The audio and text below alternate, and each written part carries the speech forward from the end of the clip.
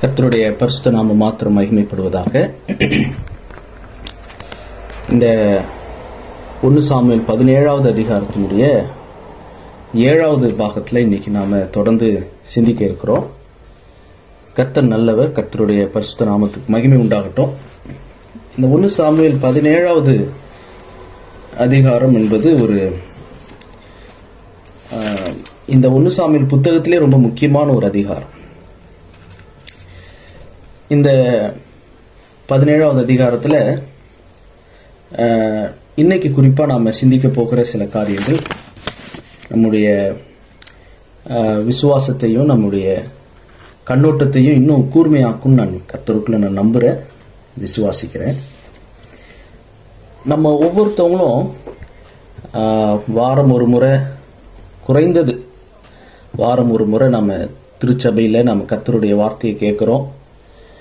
அது இல்லாமல் இது போல ஜூமில், ஸ்கைப்பில் கர்த்தருடைய வார்த்தையை கேட்குறோம். யூடியூப் மூலமாக நாம் பதிவு செய்யப்பட்டதை கேட்குறோம். டிவி கிறிஸ்தவ சேனல்ஸ் மூலமாக அது மூலமாகவும் நம்ம நிறைய நிகழ்ச்சிகளை பார்க்குறோம். ஆனால் இந்த மெசேஜ் ஆஃப் காட், கர்த்தருடைய செய்தி நமக்கு எங்கிருந்து வருது, யார் மூலமா வருது, என்ன செய்தி, எனக்கென்று என்ன செய்தி வருது, அதை நம்ம வேதத்தை ஆராயும் போது மாத்திரம் இல்ல, நம்ம ஒவ்வொரு ஊடகத்தின் மூலமா, ஊடகம் மீடியா அப்படின்னு சொல்றதுக்கு சரியான வார்த்தை மீடியம், த்ரூ எந்த மீடியம், மீடியம் சொன்னா மீடியேட்டர்,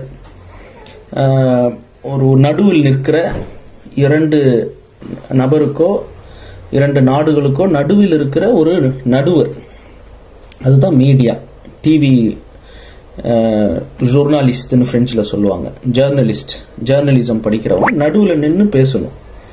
அவங்க ஒரு சாரா சேர்ந்து இருக்கக்கூடாது. ஸோ அப்படிதான் நமக்கு ஏதோ ஒன்று ஆண்டவர் பல முறையில் பேசுறாரு. அப்படி இந்த 1 சாமுவேல் 17வது அதிகாரத்தில் தாவீது கோலியாத்தை சந்திப்பதற்கு முன் தாவீதுக்கு கர்த்தர் கொடுத்த செய்தி, கர்த்தர் கொடுத்த பாடம் என்ன அப்படின்னா 1 சாமுவேல் 16வது அதிகாரம். 1 சாமுவேல் 16வது அதிகாரத்தில் ஒரு கர்த்தருடைய ஊழியர் வீட்டுக்கே வரார். சாமுவேல் என்ற ஒரு தீர்க்கதரிசி, ஒரு ஆசாரியன், ஒரு நியாயாதிபதி, ப்ராஃபட், பிரீஸ்ட் அண்ட் ஜட்ஜ், அவர் வீட்டுக்கு வர்றார். அவர் வீட்டுக்கு அவர் அபிஷேகிக்கிறார், எல்லாம் அந்த காரியங்கள் நடக்குது. அதுல ஒரு வார்த்தைய சாமுவேல் தன் வீட்டுல தகப்பனுக்கு முன்னாடி, தாய்க்கு முன்னாடி, சகோதரருக்கு முன்னாடி சொல்றார். என்ன சொல்றாருன்னா 1 சாமுவேல் 16:7 கர்த்தர் சாமுவேலை நோக்கி என்ன சொல்றாருன்னா, நீ இவனுடைய முகத்தையும் இவனுடைய சரீர வளர்ச்சியையும் பார்க்க வேண்டாம், நான் இவனை புறக்கணித்தேன், மனுஷன் பார்க்கிறபடி நான் பாரேன், மனுஷன் முகத்தை பார்ப்பான், கர்த்தரோ இருதயத்தை பார்க்கிறார் என்றார். நான் யூகிக்கிறேன், கர்த்தர் சாமுவேலோடு பேசின ஒரு செய்தி, ஒரு ஊழியரோடு கர்த்தர் பேசினதை வைத்துதான் அந்த ஊழியர் அங்க தாவீதினுடைய வீட்டில் செயல்படுறாரு. தாவீதை கர்த்தர் தெரிந்து கொண்டார் என்பதை சாமுவேல் அறிந்து கொண்டு கர்த்தர் தெரிந்து கொண்டவனையே இஸ்ரவேலுக்கு 2வது ராஜாவாக அவர் அபிஷேகிக்கிறார். அந்த பாடம், நான் ஏன் தெரிந்து கொள்ளப்பட்டேன், எதின் அடிப்படையில் தெரிந்து கொள்ளப்பட்டேன், நான் எங்கேயோ இருந்தேன் ஆடு மேய்ச்சிக்கிட்டு, என்னுடைய சகோதரர்களை விட கடைசி புள்ள, இளமையான புள்ள, அனுபவம் இல்லாத புள்ள, யுத்த அனுபவம் இல்லை, ஒரு அரசியல் அனுபவம் கிடையாது, ஒரு நாட்டை ஆளுகிற அளவுக்கு வயதும் இல்லை, ரொம்ப இளமையான ஒரு புள்ள. இந்த வாலிப தம்பிய இவ்வளவு பெரியவங்களுக்கு முன்னாடி ஏன் ஆண்டவர் என்ன தெரிந்து கொண்டார் அப்படின்னா, அதுக்கு ஒரு முக்கியமான காரணம், கர்த்தர் முகத்தை பார்க்கிறவர் இல்ல, வெளி தோற்றத்தை பார்க்கிறவர் இல்ல, அவர் இருதயத்தை பார்க்கிறவர் என்பதை தாவீது அங்க கற்றுக்கொண்டார். ஒருவேளை சாமுவேல் அதை விளக்கி இருக்கலாம், குடும்பத்திட்ட சொல்லியிருக்கலாம், ஏன் இவங்களெல்லாம் புறக்கணித்தாங்க, ஏன் தாவீதை தெரிந்து கொண்டாங்க ஆண்டவர்னா, அவர் இருதயத்தை தான் பார்க்கிறாரு, வெளி தோற்றம் இல்லை அப்படின்றத ஒருவேளை சாமுவேல் சொல்லியிருக்கலாம், தாவீது கேட்டிருக்கலாம். அங்க ஒரு முக்கியமான ஒரு பாடத்தை அவங்க வீட்டில் அங்க நடந்தது.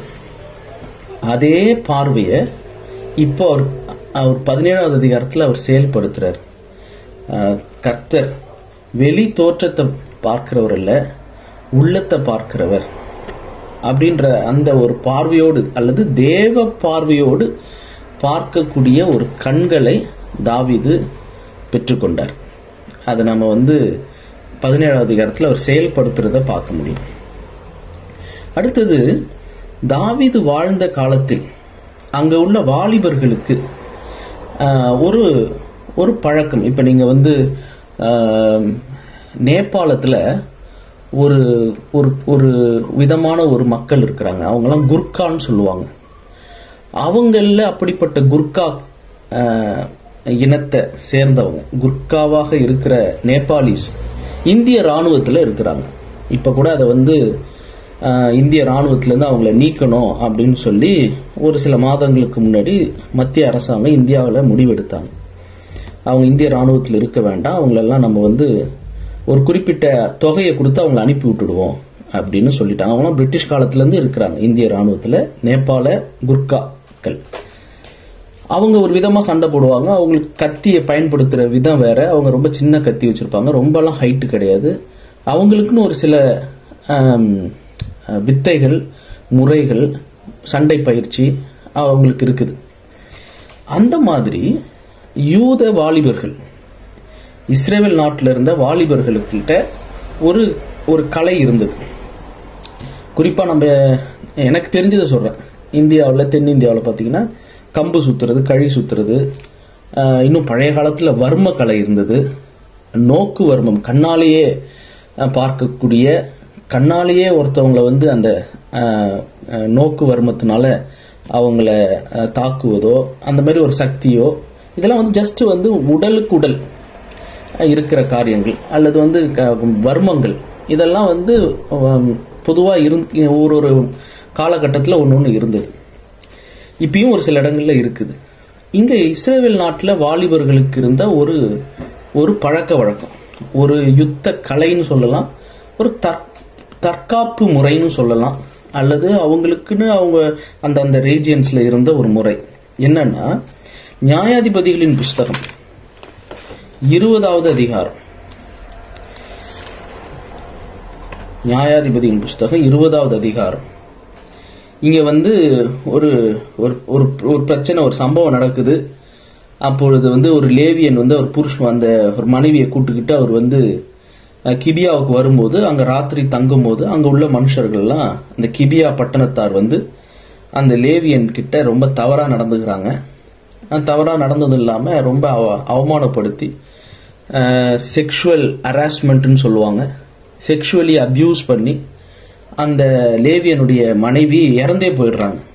அந்த அளவுக்கு அவங்க கூட்டு பலாத்காரம் செய்து அந்த லேவியனுடைய மனைவியை சாகடிச்சிடுற அளவுக்கு இஸ்ரவேல்ல ஒரு அக்கிரம செயல், ஒரு மதிகேடான செயல், ஒரு பாவ செயல் அங்க நடந்து அந்த லேவியனுடைய மனைவி இறந்து போனதுக்கு பிற்பாடு அந்த லேவியன் அந்த மனைவியை 12 துண்டா வெட்டி அந்த பிணத்தை அந்த 12 துண்டையும் 12 கோத்திரங்களுக்கு அவர் அனுப்புகிறார்.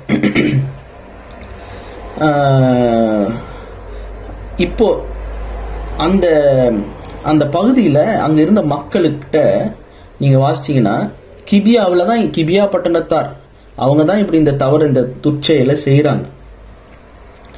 கிபியாவில் என்ன நடந்தது? இப்ப கிபியா மக்களுக்கும் இஸ்ரவேல் புத்திரரோடு யுத்தம் நடக்க போகுது இந்த சம்பவத்தினால. அப்ப நியாயாதிபதியில் 20வது அதிகாரம் 15வது வசனத்திலிருந்து வாசிக்கிறேன். நியாயாதிபதிகள் 20:15 கிபியாவின் குடிகளிலே தெரிந்து கொள்ளப்பட்ட 700 பேரை அல்லாமல் அந்நாளில் பட்டணங்களிலிருந்து வந்து கூடின பட்டயம் உருவுகிற மனுஷரின் இலக்கம் 26,000 பேர் என்று தொகையிடப்பட்டது. அந்த ஜனங்கள் எல்லாருக்குள்ளும் தெரிந்து கொள்ளப்பட்ட இடதுகை வாக்கான 700 பேர் இருந்தார்கள். அவர்கள் அனைவரும் ஒரு மயிர் இழையும் தப்பாதபடிக்கு கவன்கள் எறிவார்கள். இந்த கிபியா பட்டணத்துல ஒரு 700 பேர் இடதுகை இடது கையால, ஒரே கையால இடது கையால கல்லு வச்சு கவன்ல அவங்க எறிவாங்க. அதுவும் எப்படி எறிவாங்கன்னா, குறி தவறாது, ஒரு மயிரிழையும் தப்பாதபடிக்கு அவங்க எங்க குறி வைக்கிறாங்களோ அந்த குறியில சரியா பழக்குவிக்கப்பட்டு பயிற்சி எடுக்கப்பட்டு முயற்சிகள் செய்து அவ்வளவு 700 பேர் இடது கையில அவங்களால கவன்கள் எரிய முடியும். இது ஒரு ரகசிய ஆயுதம். ஒரு சாதாரண ஒரு கவன் அல்லது ஒரு உண்டிகோல்னு சொல்லுவாங்க, சில இடத்துல ஒவ்வொருத்தவங்க ஒன்று சொல்லுவாங்க. அதை நீங்க ஒரு ஆயுதமாக வச்சுட்டு போனா யாருக்கும் அது பார்த்த பயம் வராது. 700 பேர் இந்த மாதிரி கிபியாவில் இருந்திருக்கிறாங்க. இன்னும் சொல்ல போனா இஸ்ரேல் நாட்டிலேயே அது ஒரு விதமான ஒரு கலை, கவன்கள் எறிவது. சும்மா கல்லை வச்சு எரிஞ்சு வேகமாகவும் தூரமாகவும் குறி தவறாம பிழையாம எரியக்கூடிய ஒரு பழக்கம். இது சராசரியா அந்த நாட்டு பகுதிகளில், அந்த ரீஜியன்ல, அந்த பகுதிகளில் இருந்துகிட்டு இருந்திருக்கு. இதை பற்றி தாவீது சவுல் ராஜா கிட்ட ஒண்ணுமே சொல்லல. ஒரு முறை கரடி வந்தது, ஒரு முறை சிங்கம் வந்தது, மந்தையில் இருந்த ஆட்டை பிடிச்சிட்டு போனுச்சு, இந்த கதையெல்லாம் சொல்றாரு வழிய. இப்ப அவரு கரடிகிட்டையும் போல சிங்கத்துக்கிட்டையும் போல. இப்ப கரடியும் வரல, சிங்கமும் வரல. இப்ப கோலியாத்து தான் அங்க நிக்கிறது. கோலியாத்து கிட்ட தான் தாவீது போறாரு. இது இல்லாம யுத்த அனுபவமும் கிடையாது. அதே போல அவருக்கு யுத்த ஆயுதமும் அவர்கிட்ட இல்லை தாவீது கிட்ட. பிளஸ் அவர்கிட்ட என்ன இல்லைன்னா யுத்த வஸ்திரமும் கிடையாது. யுத்த ஆயுதமும் இல்லை, யுத்த அனுபவமும் இல்லை, யுத்த வஸ்திரமும் இல்லை. சவுல் தன்னுடைய வெண்கல சீராவையும் கவசத்தையும் தன்னுடைய வாளையும் பட்டயத்தையும் கூட தாவீதுக்கு கொடுத்தும் கூட தாவீது அதெல்லாம் இதுல எனக்கு பழக்கம் இல்லை, இதை நான் போடக்கூடாது, நான் போகக்கூடாது, இதை போட்டுக்கிட்டு இந்த அபியாசம் எனக்கு இல்லை அப்படின்னு சொல்லி 1 சாமுவேல் 17:38-39 சொல்றார். ஆனா அவர் அங்க போகும்போது அவர் எடுத்துக்கிட்டு போற ஆயுதம், அவர் எந்த முறையை பயன்படுத்தணும்னு அவர் திட்டமிட்டு போறாரு தாவீதுனா, இந்த கவன்கள் ஸ்டைல்ல தான் போலாம். இந்த ஸ்ட்ராட்டஜி, கவன்கள் எடுத்துட்டு போறோம், அங்க ஆறு ஒன்று ஓடிக்கிட்டு இருக்கு, அந்த ஆத்துல இருந்து நம்ம கொஞ்சம் கூழாங்கல்ல எடுத்துக்குவோம் அப்படின்னு சொல்லி 40வது வசனம் 1 சாமுவேல் 17:40, தன் தடியை கையிலே பிடித்து கொண்டு, ஒரு தடி, ஆற்றில் இருக்கிற 5 கூழாங்கல்லுகளை தெரிந்தெடுத்து அவைகளை மெய்ப்பெருக்குரிய தன்னுடைய அடைப்ப பையிலே போட்டு தன் கவனை தன் கையிலே பிடித்து கொண்டு அந்த பெலிஸ்தன் அண்டையிலே போனான். ஸோ ஆல்ரெடி இந்த ஸ்டோன் ஸ்லிங்கர்ஸ், கவன்கள் எரிபவர்கள் என்கிற இந்த பழக்கம் இஸ்ரவேல்ல கிபியாவில் இருந்ததாக வேதத்துல குறிப்பு இருக்குதுன்னா, அந்த காலகட்டத்தில் அப்படிப்பட்ட ஒரு கழி சுத்துவது, கம்பு சுத்துவது, அல்லது வர்மம் இருந்த காலத்துல வர்மம் இருந்தது போல இப்படிப்பட்ட ஒரு தற்காப்பு ஒரு கலை அன்னைக்கு காலத்துல இஸ்ரேல் நாட்டில் இந்த வாலிபர்களுக்கு இது ஒரு விளையாட்டு. குறி வச்சு கல்லால எரியிறது பழக்கம். இது திடீர்னு ஒண்ணு தாவீது அங்க சும்மா கல் எடுத்து வச்சு சும்மா எரிவோன்னு எரிஞ்செல்லாம் கோலியாத்து நெத்தியில படல. இதுக்கு பல நாள் அவருடைய விளையாட்டுத்தனமா ஒரு முயற்சி, ஒரு பயிற்சி. எல்லாரும் பண்றாங்களே, கல்லு தானே, கவன் தானே, கவன் கல்லை வச்சு ஆடு மேய்க்கும் போது அது எரியிறது. அதுல அவர் என்னென்னலாம் பயிற்சி பண்ணிருப்பாரு, எத்தனை முறை எரிஞ்சிருப்பாரு, அதை பத்தி ஒன்னும் பைபிள்ல இல்லை. ஆனால் இங்க 5 கூழாங்கல் எடுக்கிறாரு. அதுல ஒரு கூழாங்கல் குறி வச்சது பெலிஸ்தன் கோலியாத்தினுடைய தலை, குறிப்பா நெத்தி. ஒரு மயிரிழை கூட தவறாமல் குறிப்பாத்து அடிக்கக்கூடிய வாலிபர்கள் கிபியாவில் இருந்திருக்கிறாங்க நம்ம பைபிள்ல வாசிக்கிறோம்னா, தாவீதுக்கு அந்த குறிய சரியா வைக்கக்கூடிய அந்த ஒரு முறை அவருக்கு தெரிந்திருக்கு. அதை அவர் வெளியே சொல்ல அது ஒரு சீக்ரெட் ஸ்ட்ராட்டஜி. ஸோ அதனால நாமும் கூட இதுல இருந்து நம்ம என்ன கத்துக்கனா, இன்னைக்கு நம்ம பிராக்டிக்கலா உடனே நம்மளும் கவன்கள் எறியணும், ஸ்டோன் ஸ்லிங்கர்ஸா மாறணும்ன்றது சொல்ல வரல. நாம் இன்றைக்கு எடுக்கிற முயற்சிகள் ஒரு நாள் வெற்றி தரும். ஏதோ ஒரு காரியத்துல வெற்றி தருவதற்கு நாம் பழக வேண்டும், பிராக்டிஸ் பண்ணணும். Practice makes us perfect. அது என்னைக்காவது ஒரு நாள் கர்த்தர் நம்மளை எடுத்து பயன்படுத்துவதற்கு, ஏற்ற காலத்தில் அவர் நம்மை உயர்த்துவதற்கு, அவருடைய பலத்தை கையில் அடங்கி இருக்கவோ பயிற்சி வைக்கப்படுவது, அவர் என் கையை யுத்தத்திற்கு பழக்குவித்தார் அப்படின்னு சங்கீதத்தில் அவர் சொல்றார். சங்கீதம் 46வது சங்கீதம் 46:9 தாவீது அவருடைய அனுபவத்தை எழுதுறாரு. 44:6-8, 33:16-22, 46:9. இதுல பாத்தீங்கன்னா 44 நினைக்கிறேன்.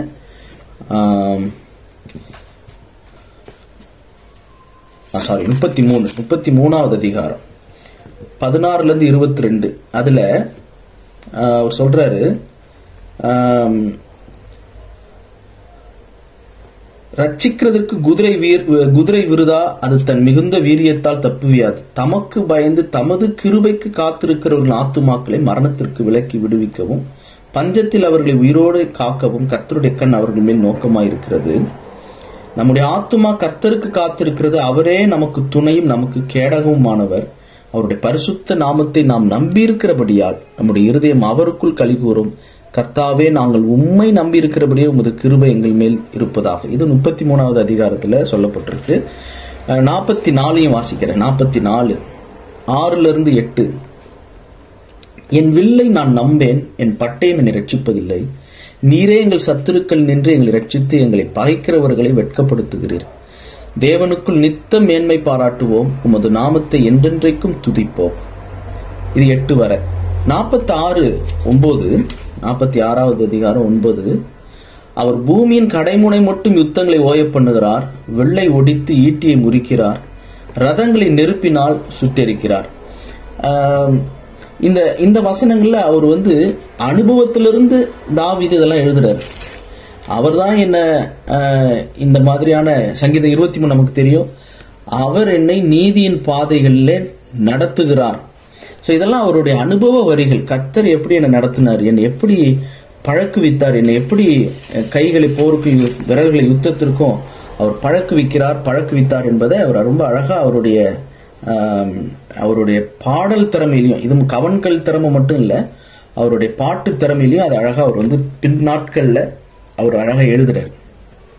சோ கர்த்தர் நமக்கென்று வைத்திருக்கிற ஒரு திறமை, அதை ஊழியத்தில் ஆண்டவர் பயன்படுத்துறாரு. சிலருக்கு நல்ல பாட்டு திறமை இருக்கும். அவங்க வெளியில பாத்தீங்கன்னா அவங்க கச்சேரிகளை பாடிட்டு இருந்திருப்பாங்க, இல்ல பாட்டு கிளாஸுக்கு போயிருப்பாங்க. சில பேர் பாத்தீங்கன்னா பேச்சு போட்டியில பரிசு வாங்கியிருப்பாங்க 5 வயசுல 10 வயசுல.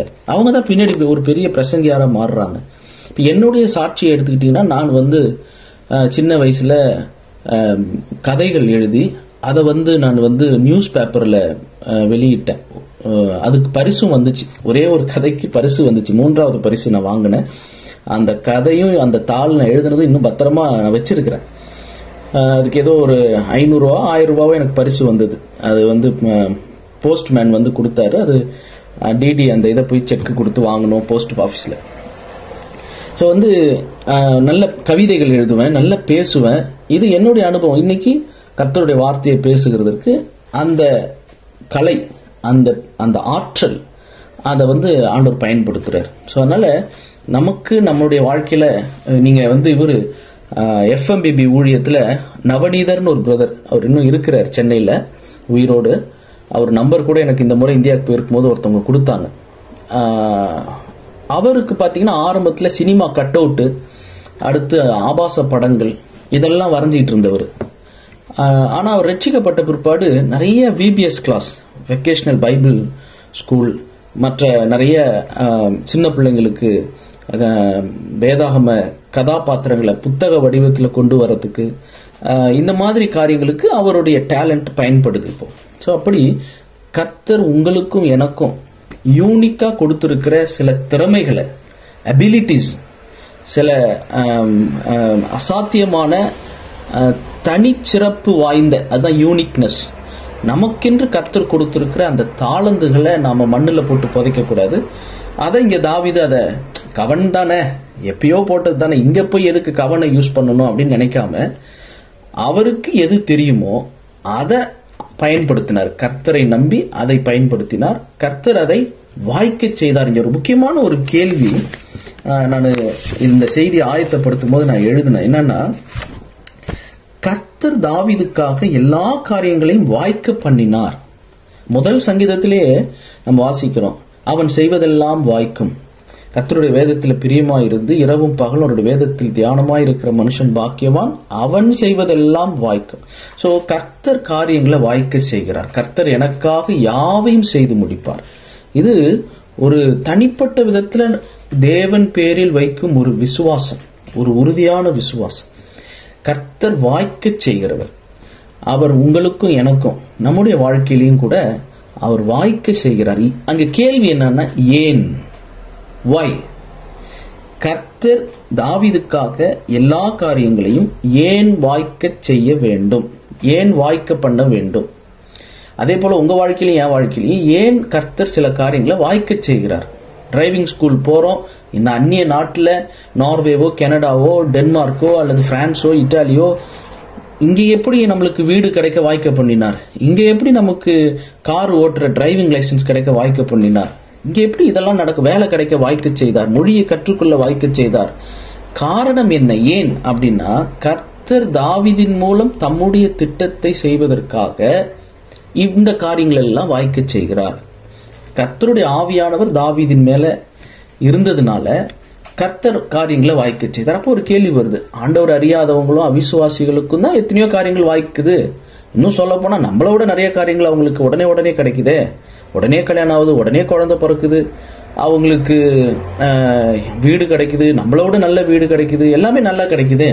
ஆனா என்ன, கர்த்தருடைய நோக்கம் திட்டம் அங்க நிறைவேறுதா? அதுதான் முக்கியம். சோ பிசாசு சொல்றான், என்னுடைய காலில் விழுந்தா நான் இந்த உலகத்தில் உள்ள எல்லாவற்றையும் நான் உனக்கு தருகிறேன் அப்படின்னு சொல்லி இயேசு கிறிஸ்துட்ட பிசாசு சொல்லுவான். என் காலில் மட்டும் விழுந்தா போதும், இவைகள் எல்லாம் உமக்கு தருவேன் அப்படின்னு சொல்லி பிசாசு சொல்லுவான். சொல்ல பிசாசாலையும் தர முடியும். ஆனா என்ன, அது மூலமா தேவ நாம மகிமைப்படாது, தேவ நோக்கம் தேவ திட்டம் நிறைவேறாது. மத்தேயு 4:9, நீர் சாஷ்டாங்கமாய் விழுந்து என்னை பணிந்து கொண்டால் இவைகளையெல்லாம் உமக்கு தருவேன் என்று பிசாசு ஆண்டவராக இயேசு கிறிஸ்துவிடத்துல சொன்னான். அவனும் தர முடியும் உலக ஆசீர்வாதங்களை எடுக்கவும் முடியும். யோபு கிட்ட இருந்து எடுத்த மாதிரி, இயேசு கிறிஸ்து கிட்ட சொன்ன மாதிரி கொடுக்கவும் முடியும், எடுக்கவும் முடியும் உலக ஆசீர்வாதங்களை. ஆனால் கர்த்தர் கொடுக்கிறாருன்னா அதுக்கு ஒரு நோக்கம் உண்டு. அவர் தாமதிக்கிறார் எடுக்கிறார்னா அதுக்கும் ஒரு நோக்கம் உண்டு. கர்த்தருடைய நோக்கத்தை நிறைவேற்றுவதற்கு தான் எனக்கும் உங்களுக்கும் காரியங்களை வாய்க்க செய்கிறார். வாய்ப்பதினால் எவனுக்கு அதிகம் கொடுக்கப்படுதோ அவனிடத்துல அதிகம் கேட்கப்படும். அதனால ஆண்டவர் நமக்கு நம்மள்ட்ட அதிகம் கொடுத்திருக்கிறாருன்னா அது நம்மள்ட்ட எடுப்பதற்காக, கேட்பதற்காக, அவருக்கு பயன்படுத்துவதற்காக தான் நமக்கு கொடுக்கிறார் என்பதை நம்ம புரிந்து கொள்ளணும். அதே நேரத்துல இங்க சவுலுடைய மகன் யோனத்தானும் தாவீதுகிட்டையும் ஒரே லாங்குவேஜ், ஒரே பாஷை, ஒரே விதமா பேசுறாங்க பாருங்க. 1 சாமுவேல் 17வது அதிகாரம் 45, 46, 47 இந்த வசனங்களை நீங்க வாசிச்சு பாத்தீங்கன்னா தாவீது சொல்றாரு, கர்த்தர் பட்டயத்தினாலும் ஈட்டியினாலும் ரட்சிக்கிறவர் அல்ல என்று இந்த ஜனக்கூட்டம் எல்லாம் அறிந்து கொள்ளும். யுத்தம் கர்த்தருடையது, அவர் உங்களை எங்கள் கையில் ஒப்புக் கொடுப்பார். 47வது வசனம். 45, நீ பட்டயத்தோடும் ஈட்டியோடும் கேடகத்தோடும் என்னிடத்தில் வருகிறாய், நானோ நீ நிந்தித்த இஸ்ரவேலுடைய ராணுவங்களின் தேவனாகிய சேனைகளுடைய கர்த்தரின் நாமத்திலே உன்னிடத்தில் வருகிறேன். அப்ப தாவீது கர்த்தரை நம்பி, அவர் ஆயுதங்களை நம்பல, கர்த்தரை நம்பி கர்த்தரை சார்ந்து அவரை விசுவாசித்து அவர் இந்த யுத்தத்துல கோலியாத்தை சந்திக்க போறார். அவருடைய வார்த்தை கர்த்தரை உயர்த்துகிற வார்த்தையா இருக்கு. இதே வார்த்தையை தான் 1 சாமுவேல் 14வது அதிகாரத்துல யோனத்தான் பேசுறாரு தன்னுடைய ஆயுததாரியிட்ட வாலிபனிடத்துல. 1 சாமுவேல் 14:6வது வசனத்துல அங்க யோனத்தானுடைய வாயின் வார்த்தைகள். யோனத்தான் தன் ஆயுததாரியாகிய வாலிபனை நோக்கி, விருத்த சேதனம் இல்லாதவர்களுடைய அந்த தாலயத்திற்கு போவோம் வா, ஒருவேளை கர்த்தர் நமக்காக ஒரு காரியம் செய்வார், அநேகம் பேரை கொண்டாகிலும் கொஞ்சம் பேரை கொண்டாகிலும் ரட்சிக்க கர்த்தருக்கு தடையில்லை என்றான். அவங்க 2 பேருடைய வார்த்தை ஒரே வார்த்தையா இருந்ததுனால பிற்காலத்துல தாவீதும் யோனத்தானும் சிநேகிதராக, அவ்வளவு ஒரு ஸ்நேகம், அவ்வளவு ஒரு அன்பு, ஒருத்தவங்க மேல ஒருத்தவங்க சகோதர ஸ்நேகம், ஒரு ஃபெலோஷிப், ஒரு பிரதர்லி லவ் அவங்க 2 பேருக்குள்ள உருவானது. இன்னைக்கு யார் யாரோடு ஐக்கியப்படுறோம், யார் வாயில துதி இருக்குதோ அப்படிப்பட்டவங்க ஒண்ணு சேருவாங்க. யார்கிட்ட ஜெபம் இருக்குதோ, யார் கர்த்தருடைய வார்த்தையும் கர்த்தருடைய நாமத்தையும் உயர்த்துறாங்களோ அவங்க தான் ஒண்ணு சேருவாங்க. மற்றவங்களாம் ஐக்கியப்பட மாட்டாங்க. அவங்க ஃப்ரெண்ட்ஷிப் வச்சுக்குவாங்க, நட்புறவுல இருப்பாங்களுடைய ஐக்கியப்பட மாட்டாங்க. 1 யோவான் 5வது அதிகாரத்துல வாசிக்கிறோம். 1 யோவான் 5வது அதிகாரம் 4வது வசனம். தேவனால் பிறப்பதெல்லாம் உலகத்தை ஜெயிக்கும், நம்முடைய விசுவாசமே உலகத்தை ஜெயிக்கிற ஜெயம். இங்க தாவீது கிட்டையும் யோனத்தான் கிட்டையும் விசுவாசம் இருந்தது. அவங்க தான் விசுவாசிகள், அவங்க தான் இணைவாங்க. யோவான் 4ல இயேசு கிறிஸ்து அந்த சமாரிய பெண்ணிடத்துல ஒரு சத்தியத்தை சொல்லி தர்றாரு. யோவான் 4வது அதிகாரத்துல என்ன சொல்லி தர்றாருன்னா 23, யோவான் 4:23, தம்மை தொழுது கொள்ளுகிறவர்கள், பிற்பகுதி கடைசி வரி, இப்படிப்பட்டவர்களாய் இருக்கும்படி பிதாவானவர் விரும்புகிறார். பிதாவை தொழுது கொள்ளுகிறவர்கள் எப்படிப்பட்டவர்களாய் இருக்கணும்? இப்படிப்பட்டவர்களாய் இருக்கும்படி பிதாவானவர் விரும்புகிறார். எப்படி இருக்கணும்? 23 எப்படி ஆரம்பிக்குது? உண்மையாய் தொழுது கொள்ளுகிறவர்கள் பிதாவை ஆவியோடும் உண்மையோடு தொழுது கொள்ளும் காலம் வரும். அப்போ உண்மையா தொழுது கொள்றவங்க, ஆவியோடு தொழுது கொள்றவங்க, தேவன் ஆவியா இருக்கிறார், அவர் ஆவியோடு தொழுது கொள்ளணும், உண்மையா தொழுது கொள்ளணும்னு இந்த பக்கம் ஒருத்தர் நினைக்கிறாரு. அதே மாதிரி நான் நினைச்சாதான் நம்ம 2 பேரும் ஐக்கியப்படுவோம். அப்ப நமக்குள்ள ஏன் ஐக்கியம் இல்லைன்னா, அவர் வாயின் வார்த்தை வேற, என் வாயின் வார்த்தை வேற. அவருடைய இருதய விசுவாசம் வேற, என்னுடைய இருதய விசுவாசம் வேற. பணத்து மேலையும் பொருள் மேலையும் ஆள் பலத்திலையும் நம்பிக்கையும் விசுவாசத்தையும் வைத்துட்டு இருக்கிறவங்க கர்த்தர் மேல விசுவாசத்தை வைத்துட்டு இருக்கிறவங்களோட சேர முடியாது, ஐக்கியப்பட முடியாது. இஸ்மவேல் ஈசாக்க துன்பப்படுத்தினது போல இன்னைக்கும் கர்த்தருடையவர்களை, பக்தி உள்ளவர்களை அவபக்தி உள்ளவர்கள் துன்பப்படுத்திக்கிட்டு தான் இருக்கிறாங்க. சோ அதனால யோனத்தான், ஏன் சவுல் தாவீதினிடத்துல அன்பு கூர்ந்ததாகவும் வாசிக்கிறோம். தாவீதை வெறுத்து பகைத்து பொறாம கொண்டு கொலை செய்கிற அளவுக்கு ஒரு சவுல் ராஜா மாறுற அளவுக்கும் சவுல் ராஜா மாறி போனார். சோ அதனால ஒரே ஆவி, ஏக சிந்தை, ஒரு மனம், ஒற்றுமை, சமாதானம், அல்லது அந்த யூனிட்டி இன் டைவர்சிட்டி. யூனிக்னஸ் இருக்குது, சிறப்பு தாளந்துகள் திறமைகள் இருந்தாலும் ஒரே கர்த்தர், ஒரே விசுவாசம், ஒரே ஞானஸ்நானம். இந்த ஒற்றுமையில கர்த்தருக்குரிய காரியங்கள ஒற்றுமையா இருக்கிறவங்க தங்களிடத்தில் இருக்கிற சிறப்பு வரங்கள், சிறப்பான தனித்துவம் வாய்ந்தமான அழைப்பு, கொடுக்கப்பட்ட கிருபை வித்தியாசம். பேதுரு கொடுக்கப்பட்டது யூதர்கள் மத்தியில ஊழியம் செய்வது, பவுலுக்கு கொடுக்கப்பட்ட கிருபை யூதர் அல்லாதவங்க மத்தியில ஊழியம் செய்யறது. ஆனா அவங்க 2 பேரும் ஒருத்தவங்க கை கொடுக்கும் போது கலாத்தியர்ல நம்ம அதை வாசிக்கிறோம். கலாத்தியர் 2, இவருக்கு வேற கிருபை, அவருக்கு வேற கிருபை. ஆனா அவங்க 2 பேரும் வலது கை கொடுத்து என்ன சொன்னாங்க? வலது கை கொடுத்துக்கிட்டாங்க. கலாத்தியர் 2வது அதிகாரம் 10வது வசனம். தரித்திரரை நினைத்துக் கொள்ளும்படிக்கு மாத்திரம் சொன்னார்கள், அப்படி செய்யும்படிக்கு அதற்கு முன்னமே நானும் கருத்துள்ளவனாய் இருந்தேன். 9வது வசனம். எனக்கு அளிக்கப்பட்ட கிருபையை அறிந்தபோது, பவுல் எழுதுறாரு, எனக்கு அளிக்கப்பட்ட கிருபையை அறிந்தபோது தூண்களாக எண்ணப்பட்ட யாக்கோபும் கேபாவும் பேதுருவும் யோவானும் தாங்கள் விருத்த சேதனம் உள்ளவர்களுக்கு யூதர்களுக்கும் நாங்கள் புறஜாதிகளுக்கு யூதர் அல்லாதவர்களுக்கும் பிரசங்கிக்கும்படி அந்நியோன்ய ஐக்கியத்திற்கு அடையாளமாக எனக்கும் பர்னபாவுக்கும் வலது கை கொடுத்து தரித்திரரை நினைத்துக் கொள்ளும்படிக்கு மாத்திரம் சொன்னார்.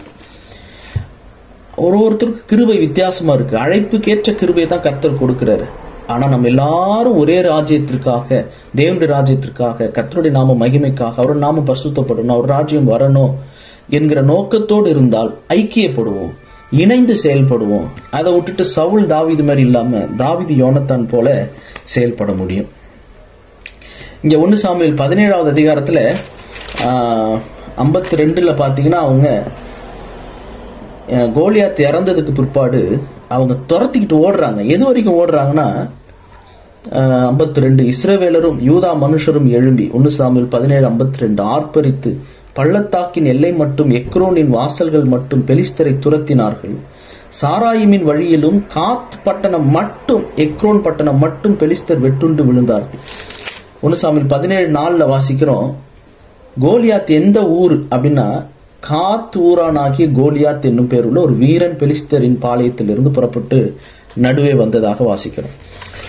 கோலியாத்தினுடைய பிறந்த ஊர், அந்த ஊர் வரைக்கும் ஆண்டவர் தாவீதின் ஊர் பெத்லேஹேம்.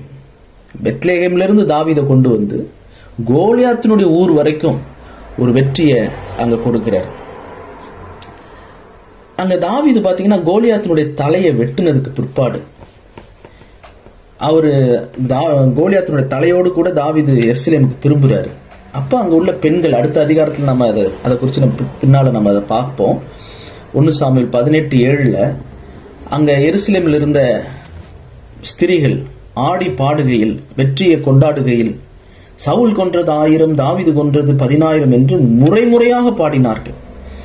அதாவது முறைமுறையா பாடினாங்கன்னா எப்படி பாடியிருப்பாங்க? அதாவது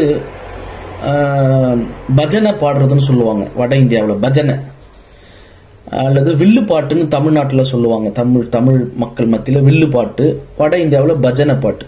அதாவது கோரஸா பாடுறது, முறைமுறையா பாடுறது. இவங்க பாடி முடிச்சோன்னு பின்னாடி, அவங்க பாடி முடிச்சோன்னு பின்னாடி, இப்படி பாட்டு பாடியே சண்டையை மூட்டி விட்டாங்க இந்த பெண்கள்.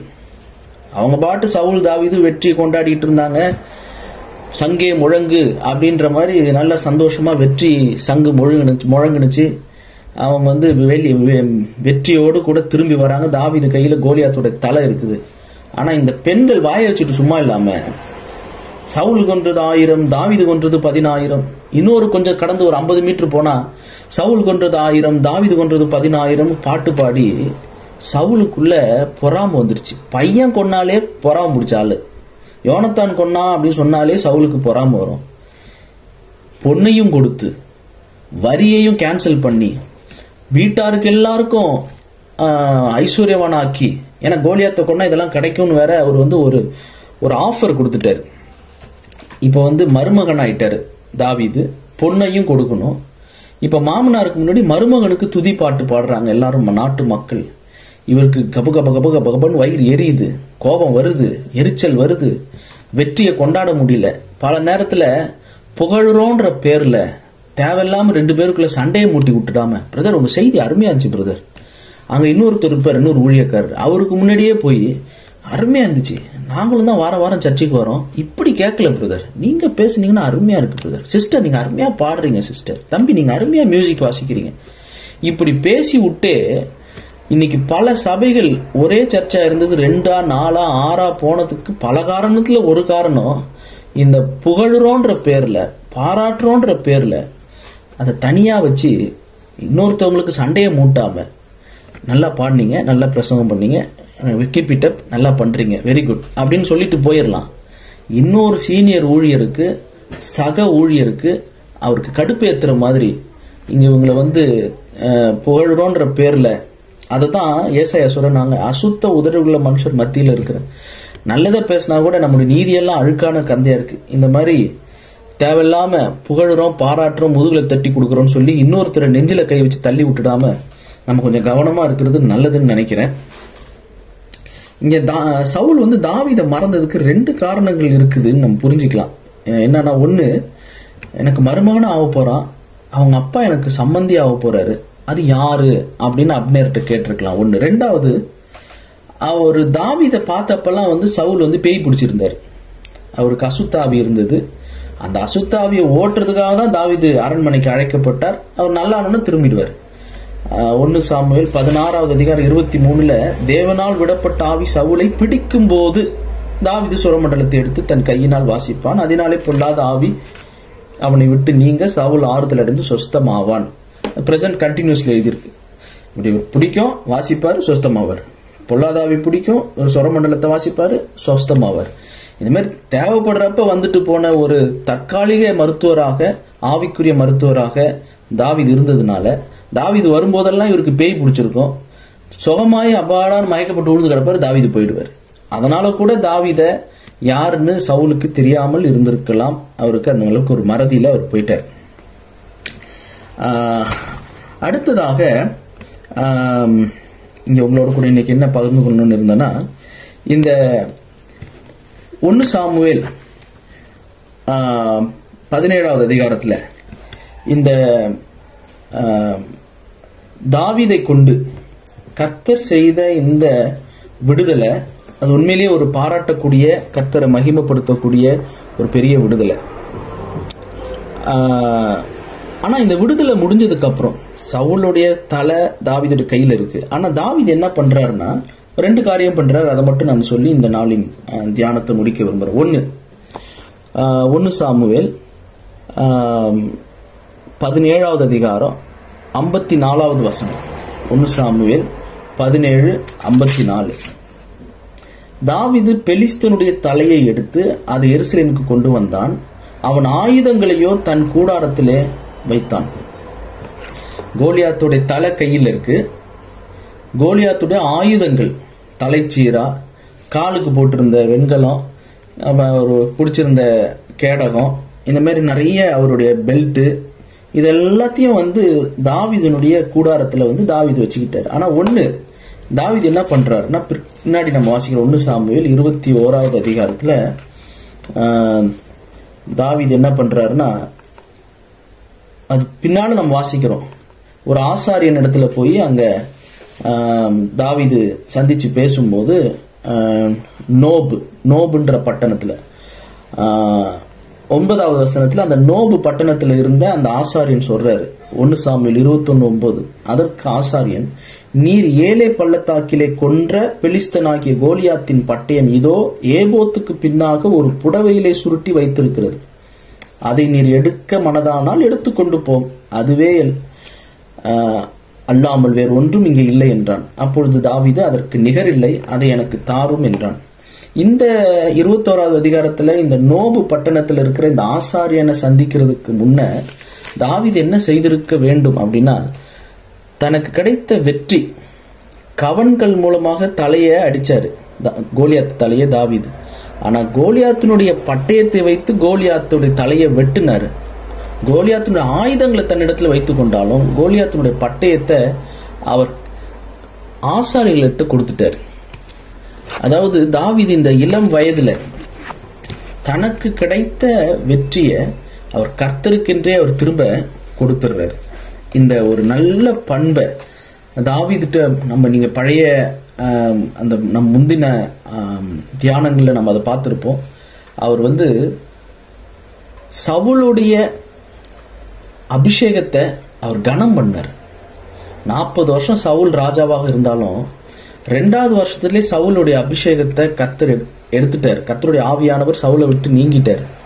மீதி 38 வருஷம் சவுல் ராஜாவாக கண்டினியூ பண்றார். ஆனா தாவீது சவுலுடைய சால்வியை வெட்டுறதுக்கும் பயந்தாரு. சவுல் ராஜா செத்ததுக்கு அப்புறம் நான் தான் கொன்னேன்னு ஒருத்தன் சொல்லும் போது, நீ எப்படி அபிஷேகம் பண்ணவர் மேல கை போடலான்னு சொல்லி அந்த அமலேக்கியனையும் வெட்டினாரு. சவுல் ராஜா செத்ததுக்கு அப்புறம் அந்த பிரேத உடலை அடக்கம் பண்ணி மரியாதை செலுத்தின அந்த மக்களையும் அவர் பாராட்டினார். அதாவது ரொம்ப முக்கியமான ஒரு காரியம். தாவீது ஏன் கர்த்தருடைய இருதயத்துக்கு ஏற்றவர்னா, அவர் கர்த்தரை மகிமைப்படுத்தி கர்த்தரை உயர்த்தி தன்னுடைய வெற்றிக்கு காரணமாய் இருந்த கவன்கள் ஒரு பக்கம் இருந்தாலும் இன்னொரு பக்கம் கோலியாத்தினுடைய பட்டயத்தை கொண்டு போய் ஆசாரியர்கிட்ட கொடுப்பது, அடுத்து தன்னடக்கமா இருப்பது, தன்னை விரோதிக்கிறவங்க, தன்னை பகைக்கிறவங்க, தன்னை கொலை செய்யணும், தன்னை வளர விடக்கூடாதுன்னு நினைக்கிறவங்கள என்னைக்கோ ஒரு நாள் கர்த்தர் அபிஷேகம் பண்ணார். இன்னைக்கு அபிஷேகம் இல்லை. ஆனா அதனால என்ன? இப்போ அவர் அபிஷேகத்தை இழந்த ஒரு சவுல் ராஜாவாக தாவீது சவுலை பார்க்கல. சவுல் ராஜாவை அபிஷேகித்த கர்த்தர், அந்த கர்த்தர் அபிஷேகித்திருக்கிறார்னா அவர் இன்னைக்கு ஒருவேளை பின்மாற்றத்தில் இருக்கலாம். ஆனா அவருடைய சால்வையை நான் போய் கிழிக்க மாட்டேன். என்ன மாதிரியான ஒரு இருதயம் பாருங்க. இதுதான் இன்னைக்கு நமக்கு இந்த நாட்கள்ல குறிப்பா வாலிபர்களுக்கு, ஏன்னா தாவீது இங்க வாலிபமா இருக்கிறார். அந்த வாலிபர்கள் சொல்லும் போது வெறும் பிசிக்கல் யூத் மட்டும் கிடையாது, உடல் ரீதியாக. நாளைக்கு அக்டோபர் 6ஆம் தேதியோட எனக்கு 39 வயது. நாளைக்கு என்னுடைய பிறந்த நாள். எனக்காக ஜெபம் பண்ணீங்க. என்னுடைய 38வது வயதினுடைய கடைசி நாள், கடைசி செய்தி இன்னைக்கு உங்களோட கூட நான் ரொம்ப சந்தோஷமா பகிர்ந்து கொண்டுட்டு இருக்கிறேன். ஒரு உடல் ரீதியான வயது வைத்து மட்டும் வாலிபர்கள் முதியவர்கள்னு அர்த்தம் இல்லை. மனதளவுல, விசுவாசத்துல, ஊழியத்துல, அனுபவத்திலையும் வாலிபர்கள் இருக்கிறாங்க. பல ரீதியில் இருக்கிறாங்க. மன ரீதியாக வாலிபமாகவே இருக்கிறவங்க இருக்கிறாங்க. ஆவிக்குரிய வாழ்க்கையில வாலிபமாக, விசுவாசத்துல வாலிபமா இருப்பாங்க, விசுவாசத்துல பலவீனமா இருப்பாங்க. அந்த நாட்கள்ல ரொம்ப இளம் வயதிலேயே நாம் கற்றுக்கொள்ள வேண்டிய ஒரு பாடம், என்ன எதிர்க்கிறவங்க, என்ன விரோதிக்கிறவங்க, அவங்கள நான் விரோதிக்க மாட்டேன், அவங்கள நான் என்னைக்கும் அதே அன்பு அதே மரியாதையோடு நான் இருப்பேன்னு நினைக்கிறவங்க தான் கர்த்தருடைய இருதயத்துக்கு ஏற்றவங்க. அந்த பாடத்தை தான் சாமுவேலுக்கு கர்த்தர் சொல்லி கொடுத்தாரு. மனுஷ முகத்தை பார்க்கறான், நான் இருதயத்தை பார்க்கிறேன். தாவீதுடைய இருதயம் அப்படி இருந்துச்சு. அதனாலதான் கர்த்தர் தாவீதுடைய இருதயத்தை பார்த்தாரு. அந்த இருதயம் ஒருவேளை பார்க்கறதுக்கு சவுல் போல உயரமா இல்லை, சவுல் ராஜாவை போல, அவங்க அண்ணன்களை போல ஒரு வாட்ட சாட்டமா இல்லை, ரொம்ப சிவந்த மேனி, ஒரு ஹேண்ட்ஸம் பாய். அவரை பார்த்தா ரசிக்கிற மாதிரி தான் உடல் இருந்துச்சு. ஆனா உள்ள பார்த்தா முதிர்ச்சி, மற்றவங்களை உயர்த்தணும், மற்றவங்களை ஆசீர்வதிக்கணும். சாலமோனுடைய வாரிசுகளை கனம் பண்ணாரு, தூஷித்த சீமைய மன்னிச்சு விட்டாரு. பிற்பாடு சொன்னாரு, நீ ஒரு ஒரு ஒரு ஒரு வார்த்தை சொன்னாரு, நீ ஒரு சமாதான பட்டணத்துல இருந்து வெளியே வந்தா கொன்னுடு அப்படின்னு சொன்னாரு. ஆனா அந்த நேரத்துல சீமையை அவர் ஒன்னும் செய்யல. சவுளுடைய குடும்பத்தார கனம் பண்ணாரு. அதெல்லாம் அவருடைய வாழ்க்கையில அவர் ஒரு ஒரு நிலைவரமான ஆவி, ஒரு ஒரு சுத்த மனசாட்சிக்கு பயந்து இருந்தாரு தாவீது. இதெல்லாம் தான் கர்த்தர் பிரியப்படுகிற ஒரு இருதயம், அவருடைய இருதயத்திற்கு ஏற்ற ஒரு மனுஷன். கர்த்தர் இந்த தாவீதை போல நம்முடைய இருதயத்திலையும் அப்படிப்பட்ட ஒரு பழக்கத்தை, நமக்கு கிடைக்கிற வெற்றி எதுவா இருந்தாலும் சரி, அதை கர்த்தருக்கு திரும்ப நம்ம கொடுத்து, உன்னுடைய பொருளாலும் உன்னுடைய விளைவின் முதற் பலனாலும் கர்த்தரை கனம் பண்ணு. அவருடைய யுத்தத்தின் முதற் பலன், அந்த பட்டயத்தை ஆசாரியர்கள்ட்ட அவர் கொடுத்து கர்த்தரை கனம் பண்ணார், கர்த்தரை நேசிச்சார், பாடல்களை பாடினார். அது எவ்வளவு பெரிய ஒரு வாழ்க்கை. தாவீது, he was a unique person. ஒரு சேயிங் இருக்கு, இது என்னுடைய புத்தகம், இந்த சின்ன புத்தகத்துல நிறைய நான் எங்கெங்க புத்தகத்துல எங்கெங்க நல்ல வார்த்தைகளை படிக்கிறோன்னு அதை எழுதி வைப்பேன். அதுல ஒரு வார்த்தை இங்க படிக்கிறது நல்லதுன்னு நினைக்கிறேன். There are people who make things happen. There are people who watch things happen. And there are also people who don't know that anything is happening.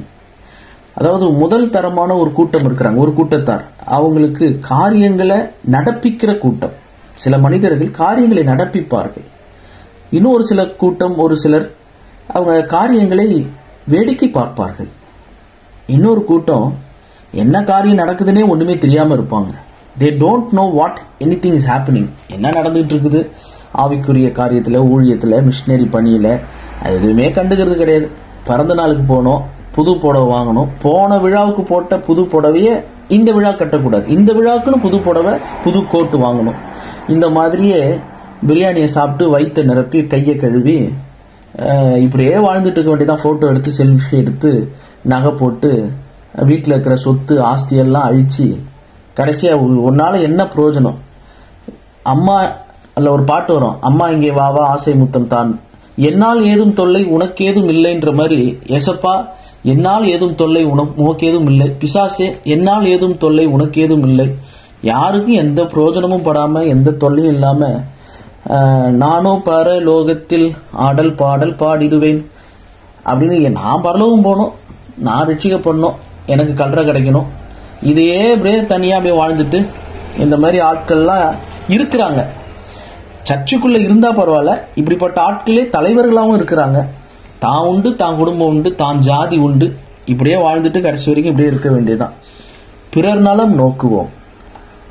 மற்றவர்களை நாம கர்த்தருடைய ராஜ்யத்துக்குள்ள கொண்டு வரதுக்கு சுயநலம் இல்லாமல் பிறர் நலம் கருதி வாழ ஒரு தாவீதை போல கர்த்தர் நம்மையும் கூட இந்த நாட்கள் எடுத்து பயன்படுத்துவாராக.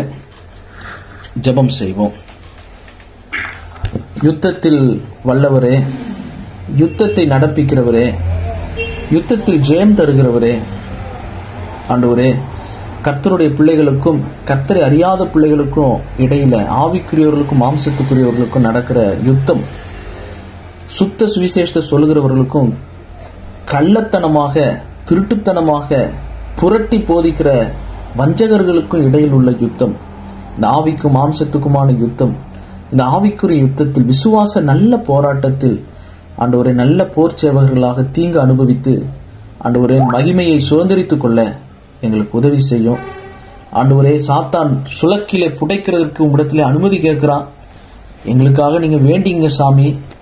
நாங்களும் பேதுருவை போல பலவீனம் உள்ளவர்களுக்காக, பலவீன ஊழியர்களுக்காக, பலவீன விசுவாசிகளுக்காக வேண்டிக் கொள்ள, ஜெபித்துக் கொள்ள எங்களுக்கு ஜெப ஆவியை தாரும். ஆண்டவரே, நெறிந்த நாணலை, மங்கி எறிகிற திரியை அணைக்காம முறிக்காம இருக்கிறதுக்கு பொறுமையை தாரும். ஆண்டவரே, உம்முடைய கைகள் சீஷருடைய கால்களை கழுவினது. ஆண்டவரே, நான் செய்தபடியே நீங்களும் செய்யுங்கன்னு சொன்னீங்க. ஆண்டவரே, நாங்களும் எங்களை தாழ்த்தி, ஒரு வேலைக்காரவங்க வீட்டுல வேலை செய்யறவங்க கூட யார் காலையும் தொட மாட்டாங்க, அடிமைகள் தான் தொடுவாங்க. நீர் ஒரு அடிமையை போல அடிமையின் ரூபம் எடுத்து எங்க காலெல்லாம் கழுவுறீங்க. ஆண்டவரே, கழுவினீர், சீஷருடைய கால கழுவினீர் என்று நாங்கள் வாசிக்கிறோம். ஆண்டவரே, அது போல நீங்களும் ஒருவருக்கொருவர் இப்படி செய்யுங்கன்னு நீங்க மாதிரியை காண்பித்தீங்க. நாங்கள் தாழ்மையாக, சாந்தமாக, கோபப்படாமல், பொறுமையோடு கூட தேவ அன்பை காண்பித்து இந்த ஊழிய பாதையில், விசுவாச வழியில் எங்களுக்கென்று நியமித்த ஓட்டத்தில் பொறுமையோடு ஓடுவதற்கு பலன் தாரும். இந்த 1 சாமுவேல் 17 நாங்கள் கற்றுக்கொண்டு வருகிற பாடங்களுக்காக உமக்கு ஸ்தோத்திரம். கர்த்தர் நீர் இருதயத்தை பார்க்கிறீர் என்று நாங்கள் அறிந்திருக்கிறோம், நம்புறோம், விசுவாசிக்கிறோம், அறிக்கையிடுறோம். ஆனா சூழ்நிலைன்னு வரும்போது தேவ பார்வையோடு தாவீது கோலியாத்தை பார்த்தது போல தேவ பார்வையோடு பார்க்க உதவி செய்யும். ஆண்டவரே, எல்லா புகழையும் கனத்தையும் ஆண்டவர் உமக்கே நாங்கள் திரும்ப செலுத்துகிறோம். ஆண்டவரே, எப்போதும் மூத்தவர்களையும், ஆண்டவரை நரைமயிர் உள்ளவர்களையும் கனம் பண்ண, மற்றவர்களை நேசிக்க, உற்சாகப்படுத்த, எங்களை எதிர்க்கிறவர்களையும் நேசிக்கக்கூடிய ஒரு அற்புதமான இருதயத்தை எங்களுக்கு தாரும். அந்த மிராக்கிள் எங்களுக்கு செய்யுங்க. எங்களை நாங்கள் தாழ்த்துறதுனால நாங்க ஒன்னும் அழிஞ்சு போக போறது இல்லை. ஆண்டவரே, இந்த உலகத்துல சின்னவங்களா இருக்கிறவங்க பரலோகத்துல பெரியவங்களா இருப்பாங்களே, இதை அறிந்திருக்கிறோம். அதை நாங்கள் செய்து நான் சிறுகணும், நீர் பெருக வேண்டும் என்கிற அப்படிப்பட்ட தீர்க்கதரிசன இருதயத்தை தாரும். உமக்கே துதிகான மகிமை செலுத்தி உம்முடைய பாதத்தை முத்தமிட்டு எங்கள் ஆண்டவர் இரட்சகரும் மீட்பருமாகிய இயேசு கிறிஸ்துவின் வல்லமையுள்ள நாமத்தில் தாழ்மையோடு ஜெபிக்கிறோம் பிதாவே. ஆமென்.